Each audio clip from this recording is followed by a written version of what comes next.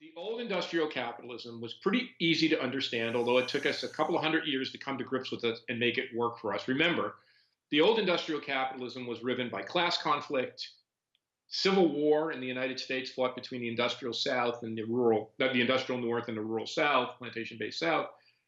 Major depressions, in the 19th century and 20th century, much worse than what we were able to manage our way through more recently. Two world wars, the rise of all of the isms, totalitarianism, communism, fascism, and all of that.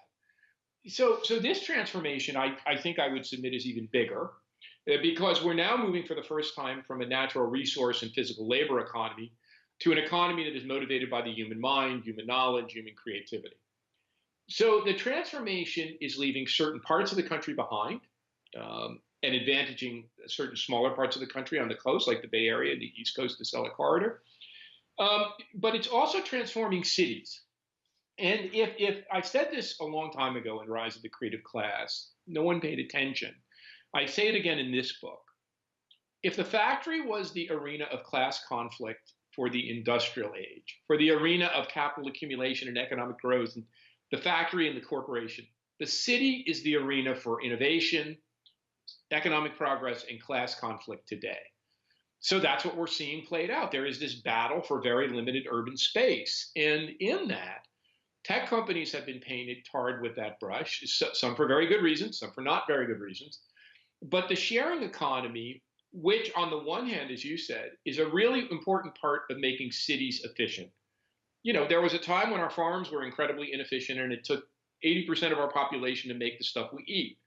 Then we made our farms really effective and we, revolutionized agriculture. Now we make enough food to feed ourselves plus with 1% of our workforce.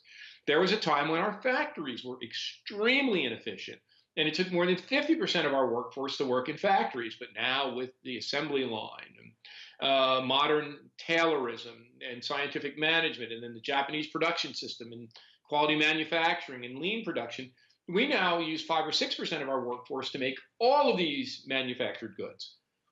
One of the last arenas of inefficiency in our economy is a city. The lights are on, the housing isn't used, the cars stay parked. We have all these fixed assets which are barely used. Office buildings go empty, houses where people aren't home. And so the sharing economy, such that it is, it seems to me a way to take that city as a platform for innovation and economic growth and make it more efficient. But of course, it generates its own backlash because, and of course, some of the firms have not played their hands the best they can. They've caused all sorts of trouble for themselves. But the point of fact is that then Uber gets blamed for driving cabs out of business. When Uber is a way, or the ride sharing services are a way to make the economy run more efficiently and to cause us as individuals to not have to own a car. In fact, I told my wife recently that the last car we bought will be the last car we ever buy. Just not worth it to own a car anymore. Sharing of hotel spaces, living spaces, all of that part of the sharing economy. So I think it's a natural tendency, but yes, I think the backlash against this has been the sharing economy is causing our problems and technology companies are causing our problems. And to my mind, that puts the burden back on these companies to say, no, no, no, no, no. We're not going to be the cause of your problem. We're going to work to find a solution. And the way we're going to find a solution is to work together to try to lessen these inequities and divides and try to make our cities better and more inclusive places. And I think finally now we're getting to that place.